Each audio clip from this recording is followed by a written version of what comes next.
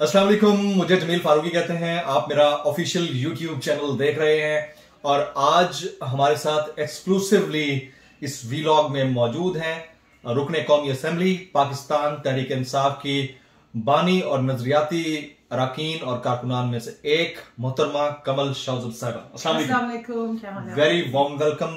आपने वक्त निकाला, आपका बहुत बहुत शुक्रिया। सबसे पहले तो ये बताएं कि मुझे 22 साल 23 साल पुरानी कमल शौजब याद आती हैं, बड़ी यंग उस अभी यंग है, उससे ज्यादा यंग थी और बाल आपके खुले खुले, खान साहब के पीछे आप खड़ी होती थी, ठीक है, स्टेज के ऊपर।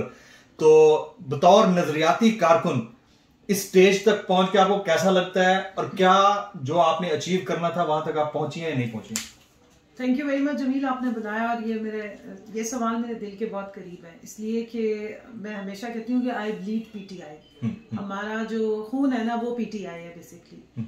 तो I was 15 years old when I joined PTI और मैं उस वक्त आईडी कार्ड नहीं था और जुनून इतना था कि साइकिल पे गई थी और जाके एक छोटा सा ऑफिस था, भावलपुर में थे उस वक्त जब मैंने जाके आप भावल नगर से हैं भाई? भावलपुर अहमदपुर शर्किया से, ठीक, वो मेरा इलाका है, समझे? हाँ जी, मैं थोड़ा आगे जी हाँ, वही इलाका है साउथ पंजाब का, जहाँ पे आपको पता है कि हमारी बदकिस्मती कि हमने तो बहुत दिया पाकिस्तान को, लेकिन आने वालों ने हमें कुछ नहीं दिया। एब्सोल्युटली। तो वजह ये थी कि वजीर आजम साहब से एक तो क्रिकेट की वजह से बहुत बचपन से मेरे वालिद साहब इनके बहुत बहुत दीवाने थे, बहुत सख्त उनको इनसे मोहब्बत थी खान साहब से।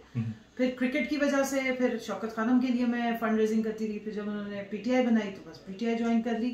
और उस वक्त मुझे सारे ताने मारा करते थे कि कोई जमात बनाई है इमरान खान ने जिसमें सिर्फ वो है और एक ये तो बहरहाल जब हमने शुरू किया था तो मैं इस्लामाबाद, अच्छा मैं इस पे कमेंट कर सकता हूँ? और अब हुकूमत बनाई है इमरान खान में जिसमें बाकी सब नहीं है। कमेंट बड़ा जेन्युइन है, इसकी क्या वजह है? देखिए मैंने आईएसएफ से स्टार्ट किया था, इंसाफ स्टूडेंट फेडरेशन, और उस वक्त हमारा जो मेन बॉस हुआ करते थे वो मुराद सईद साहब थे और बड़ा हमने ना अंडर कवर कॉलेजेस में यूनिवर्सिटीज में जाके मोबिलाइज करना स्टूडेंट्स को। इस्लामाबाद की छोटे छोटे हमारे जलसे हो रहे होते थे वज़ीर आज़म साहब के उस टाइम, उसमें हमने जाना और बड़ा पार्टिसिपेट करना। दिल में मेरे सिर्फ एक ही जो जोश था और एक ही मुझे जो मेरी आरजू थी वो ये थी कि वजीर आजम इमरान खान ने बनना है। लेकिन मैं हैरान होती हूँ अपनी किस्मत पे भी और अल्लाह की मेहरबानी से कि जिस दिन वो पहली स्पीच कर रहे थे बतौर वजीर आजम असेंबली में, तो मैं उनके बिल्कुल सामने खड़ी हुई थी और मुझे लग रहा था कि पता नहीं मैं कोई ख्वाब देख रही हूँ। मैंने ये कभी नहीं सोचा था कि मैं भी साथ शामिल होंगी और जो वोट डालने वाले लोग होंगे, मेंबरान होंगे पार्लियामेंट के, उनमें से एक वोट मेरा भी होगा। ये मैंने ऑनेस्टली बता रही हूँ, मैंने अपने बारे में कभी नहीं सोचा था। अच्छा। मेरी सारी जो तगोदो थी या जदोजहद थी या है वो यही थी कि खान साहब जो है वो वजीर आजम बनेंगे तो हमारे मुल्क की डायरेक्शन। ये कभी नहीं सोचा था कि आप मिनिस्टर होंगी या आपको कोई बड़ी पोजीशन मिलेगी? मैंने ऐसा कभी एम नहीं किया था, ना मेरी कभी लेट मी होल्ड यू। इस तरफ आने से पहले ये जो आपने अटायर रखा हुआ है, मतलब दुपट्टा ओढ़ना, बड़ा सुशील किस्म का आपका अटायर होना, लुक होना, बड़े मजहबी, उस फैमिली से आप बिलोंग भी करती हैं माशाल्लाह से, बड़ी अच्छी फैमिली है आपकी। तो are you comfortable with this attire and the dress and look whatever you feel like? अच्छा, मैं जब छोटी थी ना, मैं बड़ी टॉम बॉय टाइप थी। मैं अपने अब्बू के साथ ज्यादा टाइम गुजारती थी। मेरे बहुत छोटे बाल होने, कद भी बहुत छोटा सा था, तो करली से छोटे बाल, लड़ाई भी मेरी, मैं रहना भी मतलब लड़कों के साथ खेलना, पढ़ी भी मैं को एजुकेशन में। मुझे कभी ये जो जेंडर से रिलेटेड सेंसिटिविटी है इसका कभी एहसास नहीं हुआ। मुझे कभी ये भी नहीं पता होता था कि मैं लड़की हूँ या लड़का हूँ। मैंने हर वो काम किया, साइकिलिंग की है, दीवारें चढ़नी, मार कोट, ये वो, दरख्तों पे चढ़ना है, खेलना है, भागना है, ना मेरे फादर ने मुझे कभी रोका। मैं ज्यादा टाइम, मेरे अबू आर्मी में थे, वो बॉर्डर पे होते थे, उस वक्त उनकी बड़ी सख्त ड्यूटी होती थी। तो मेरी जिस दिन जुमेरात छुट्टी उस वक्त होती थी तो मैंने अपने वालिद साहब के पास बॉर्डर पे चले जाना। मुश्किल तरीन इलाके हैं, कश्मीर के मेंबर है, हम वहाँ पोस्टेड थे, अबू थोप में आगे होते थे। मुझे उन्होंने कभी मेरी अपब्रिंगिंग में ये चीजें डाली नहीं थी। लेकिन जब मैं बड़ी हुई तो मेरी वालदा ने मुझे बहुत कहा, क्योंकि बड़ी कंजर्वेटिव फैमिली है मेरी, जो नानकों की और दाद के दोनों साइड से, कि आप चादर लेके स्कूल जाया करें। तो मुझे बड़ा अजीब सा लगता था कि ये मुझे क्यों इस तरह करेंगे। खैर मैंने वो किया भी, लेकिन मैं इतनी कोई कंफर्टेबल नहीं थी, जो मैं आपको ऑनेस्टली बताऊं। शादी के बाद भी मैंने कोई इतना खास नहीं, मैं नॉर्मल दुपट्टा में बहुत लेती थी, लेकिन मैं बहुत ज्यादा अपने आप को वो नहीं रखती थी। लेकिन जब मैंने इसी तरह मैं एक दफा टीवी पे चली गई और मैंने मेरे वालिद देख रहे थे, उन्होंने मुझे बुलाया, मुझे कहते हैं बेटे अपने घर की लाइफ फर्क है, लेकिन जब आप टीवी पे जाते हो तो आप पूरे पाकिस्तान को रिप्रेजेंट करती हैं, आप हम अपने पूरे खानदान को रिप्रेजेंट करती हैं, और हमारा खानदान जो है या हमारा पाकिस्तान जो है वो दूसरे कल्चर है, हमारा एक इज्जत वाला कल्चर है, और जो आपने आपको कवर रखने में आपकी इज्जत है, इसमें कोई आपको शर्मिंदगी नहीं महसूस होनी चाहिए। उसके बाद मैंने कभी जिंदगी में बगैर दुपट्टे आप कंफर्टेबल हैं इसके साथ? मैं बहुत कंफर्टेबल हूँ, मुझे ये जो एक अच्छा लगता है, एक पर्सपेक्टिव बना दिया गया है कि नहीं जी अगर आप दुपट्टे में हैं, हिजाब में हैं, या आपने अपने कल्चरल वैल्यूज को मद्देनजर रखते हुए उस तरह का अटायर लिया हुआ है तो जी ये आपके ऊपर कोई कदगन है, कोई जुल्म है, किसी ने आपको जबरदस्ती करा दिया है। ये जो खास हमारा फेमिनिस्ट लिबरल तबका कहता है। देखिए लिबरलिज्म जो है एक बहुत अच्छी चीज है, वास्ट टर्म है, ये बड़ी वास्ट टर्म है। लिबरलिज्म का ये मतलब है कि लिव एंड लेट लिव, उसका ये मतलब नहीं है कि आप लिबरलिज्म का एक ऊपर अपने लिबादा ओढ़ के तो दूसरों पे उसी तरह तनकीद करें जैसे एक कंजर्वेटिव जो स्कूल ऑफ थॉट वाले करते हैं। ऐसे मेरी तालीम में बहुत सारा हिस्सा मैं जर्मनी में भी पढ़ती रही हूँ, और वहाँ लिबरलिज्म नियो लिबरलिज्म पे हमने बहुत पढ़ा है।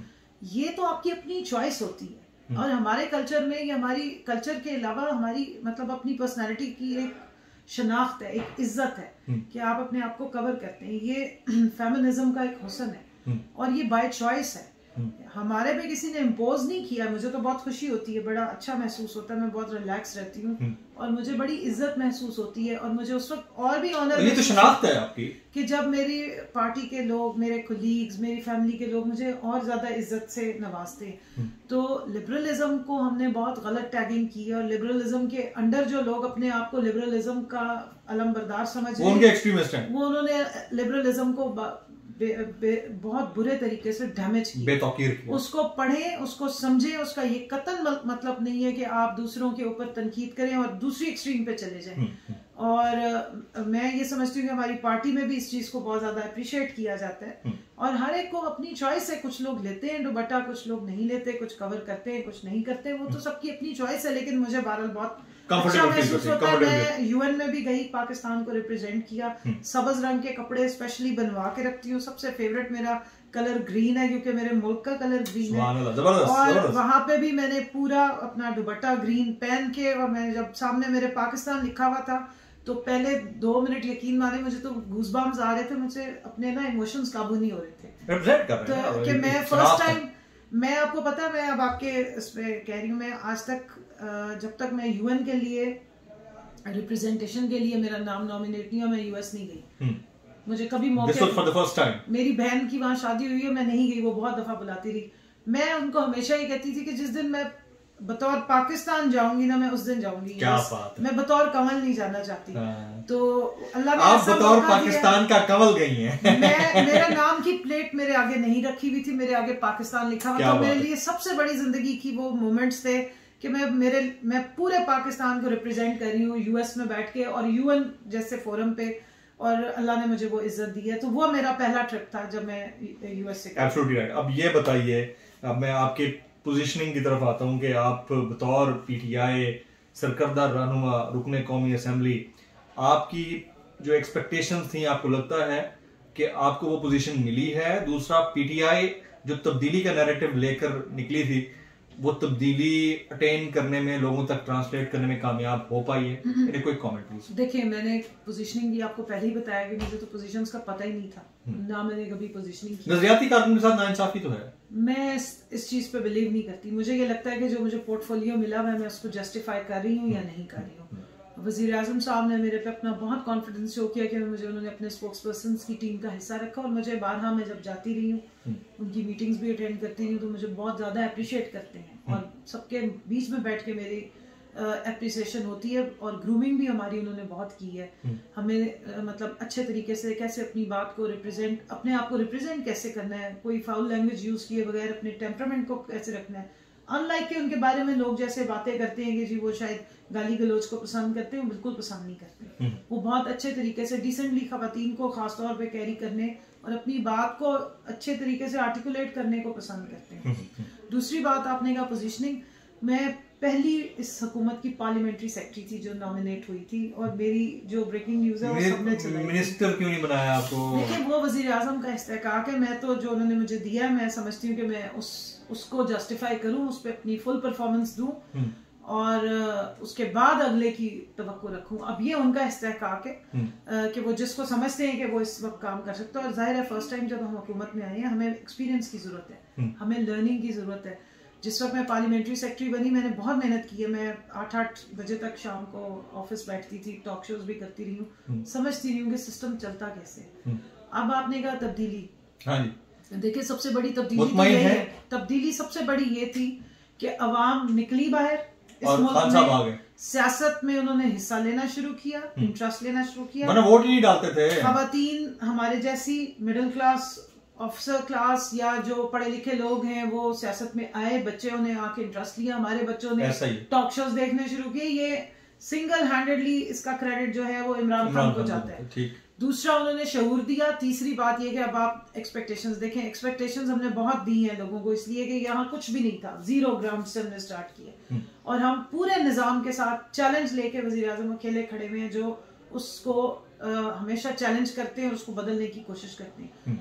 और रिफॉर्म्स का पैकेज हमेशा देखिए सबसे मुश्किल होता है, इंसानी सोच बदलना और रिफॉर्म्स करना। लोग इस्लाहात कहते जरूर है, इस्लाहात कहते जरूर है, लेकिन अपने ऊपर कोई इम्प्लीमेंट करना नहीं, तैयार ही नहीं है कोई, ना कोई इसके लिए रेडी होता है। तो कोशिश हम कर रहे हैं, की भी है, बहुत सारी अचीवमेंट्स हुई हैं, बहुत सारे गोल्स अभी ऊपर हैं और ये सफर जारी है। मुश्किल जरूर है, नामुमकिन नहीं हो जाएगा, लेकिन हो रहा है। बहुत सारी चीजों के इम्पैक्ट आने शुरू होंगे। अनफॉर्चुनेटली अल्लाह मियां बेहतर जानता है, लेकिन जब से हम आए ऐसे दुनिया ने चैलेंजेस हमारे ऊपर आ रहे हैं। पेंडेमिक इतना बड़ा चैलेंज था, अब तो शायद हम उसको खा पी गए हैं ना, बर्दाश्त कर लिया। हमें लगता है कि आया नहीं था, लेकिन पहले 3 महीने अगर आप याद करें I remember. किस तरीके से खौफजदा थे। हर कोई कहता था बंद कर दो, किसी को यूं करके कह रहे थे, आपको याद नहीं है? जी, वो मुराद अली शाह साहब ने कहा कि खुदा का वास्ता है। आप सोचिए अगर उस वक्त अगर हम ये सब कुछ कर देते तो आज हमारे लोग भूख से मरते। पाकिस्तान में लोग भूख से नहीं मरे, यहाँ पे लोगों ने डाके नहीं मारे, यहाँ दुकानें नहीं टूटी जैसे अमेरिका में हुई। अमेरिका का सेनेटर खुद बैठ के कह रहा है कि 7 में से 6 लोग खाना खाते हैं तो 7वां बंदा भूखा है अमेरिका में, ऐसा ही होमलेस है, जॉबलेस है, ऐसा ही। और वहां पे इतना बड़ा फंड होने के बावजूद, कोरोना फंड्स देने के बावजूद लोग जो है वो वहां पर इस वक्त ऑड लाइफ गुजार रहे हैं। हेल्थ फैसिलिटीज वो नहीं है जो यहाँ पर आपकी गवर्नमेंट ने आकर दी है, इसमें कोई शक नहीं है। आपने यहाँ पे हेल्थ फैसिलिटीज दी, आपने यहाँ पर वैक्सीनेशन का जिस तरीके से किया और क्विकली, किस कदर हमें तनकीद का निशाना बनाया गया कि वैक्सीनेशन जिस स्पीड से चल रही है तो 100 सालों में भी नहीं होगी। एक बात बताएं, आज आप देख लें 12-13 करोड़ वैक्सीनेशन बड़ी जबरदस्त आपने करवाई है। आपने इतनी जबरदस्त वैक्सीनेशन करवाई है कि कुलसूम नवाज बीबी जो है ना वो आलम अरवा से वैक्सीन लगवा के गई हैं। मियां नवाज शरीफ साहब उधर से भी वैक्सीन लगवा के गए हैं। ये किसने करवाया, ये तो क्लियर करें ना। यहाँ पे हमें बहुत ज्यादा शक था कि यूके में उनको वैक्सीनेशन शायद नहीं मिलेगी तो हमने ऑनलाइन उन्हें वैक्सीनेशन भिजवा दी है कैलिब्री फॉन्ट के तहत।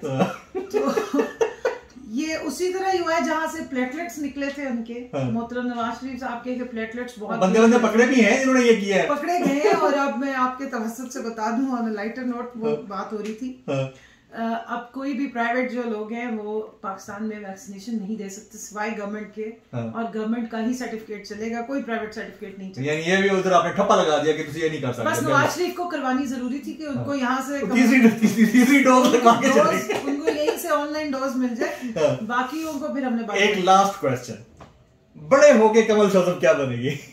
वो हमसे भी पूछते हैं, अगर कभी बड़ी होगी तो जरूर कुछ ना कुछ बनेगी। देखिए मेरा जो सबसे बड़ा एम है ना जिंदगी को, ये मैं वैसे माशाल्लाह आप खासी कदावर खातून है, अपने हल्का अहबाब में भी पीटीआई के अंदर आपकी रिस्पेक्ट है, वेरी आर्टिकुलेटेड, वेल आर्टिकुलेटेड खातून है। लेकिन ये मेरा एक बड़े लाइटर नोट पे सवाल था, हम सबसे अभी सभी बच्चे भी पूछते हैं, बड़े पूरे हाँ बड़ा होगी की बनना ही। अच्छा, जब मैं छोटी थी तो बड़े होके मुझे ये शौक था कि मैंने रिसर्च करनी और कैंसर का इलाज ढूंढना है, और यही जुनून था मेरा। वजीर आजम से जो एक मेरा मोहब्बत का और जुनून का रिश्ता है ना, कि वो लोग कैंसर हॉस्पिटल बना रहे थे और मुझे बहुत शौक था कि मैं कैंसर और मुझे ये कभी नहीं पता था कि मेरे वालिद साहब जो हैं वो कैंसर की वजह से इस दुनिया से तशरीफ लेके जाएंगे।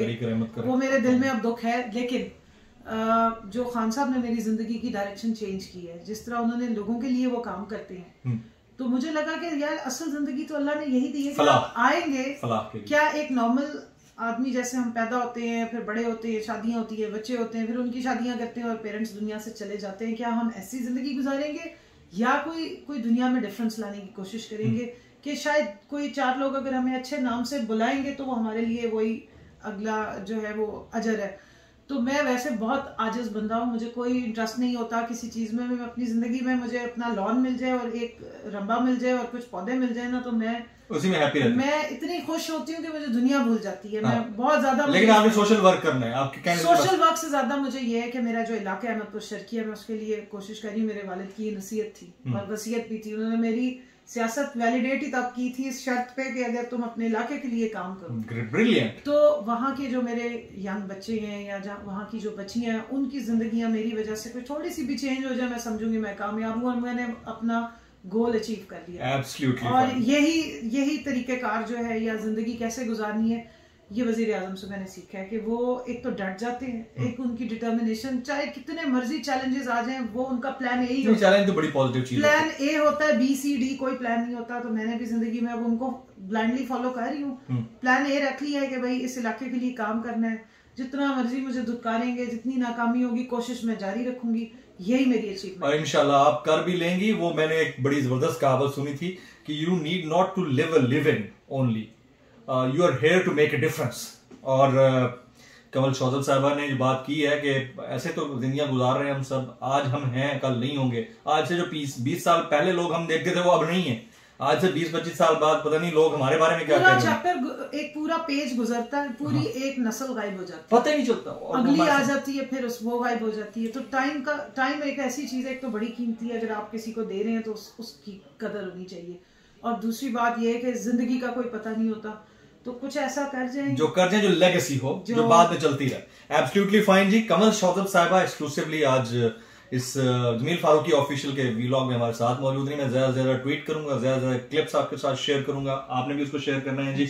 और इंशाल्लाह अज़ीज ये प्रोफाइल्स जो हैं ये लोगों के अपने प्रोफाइल्स हैं। मैं यहाँ बैठ के किसी का प्रोफाइल बिल्ड नहीं कर रहा, ये इनका इतना बड़ा प्रोफाइल है तभी ये मेरे साथ मुझे टाइम दे रहे हैं। मैं एक बात ये कहूंगी जमील, मैं आपको इस बात पे सैल्यूट करती हूँ कि आप हमेशा जो बात कहनी होती है डट के कहते हैं, निडर होके कहते हैं, सच्चाई के साथ कहते हैं। और इस लेवल की सहाफत की हमें पाकिस्तान में बहुत सख्त जरूरत है। ये थोड़ी सी वैक्सीनेशन इसकी भी हमें देने की एब्सोल्युटली वेरी वेरी फाइन। मैं कोई साइड्स लिए बगैर देखिए खान साहब बहुत अच्छे काम करते हैं, मैं सबसे पहले तारीफ करता हूँ। जहां मुझे तनकीद करनी होती है ना, वहां मैं खुल के तनकीद करता हूँ और सबसे ज्यादा मुझे गुस्सा सहना पड़ता है इर्द गिर्द से, लेकिन करना चाहिए। और मेरी अपनी फ्रेटर्निटी से कल एक वाकया हुआ, आपने शायद देखा होगा, जावेद चौधरी साहब के साहबजादे वाला, मैंने उसके ऊपर भी ट्वीट किया, हालांकि मेरी फ्रेटर्निटी से किसी ने नहीं किया था।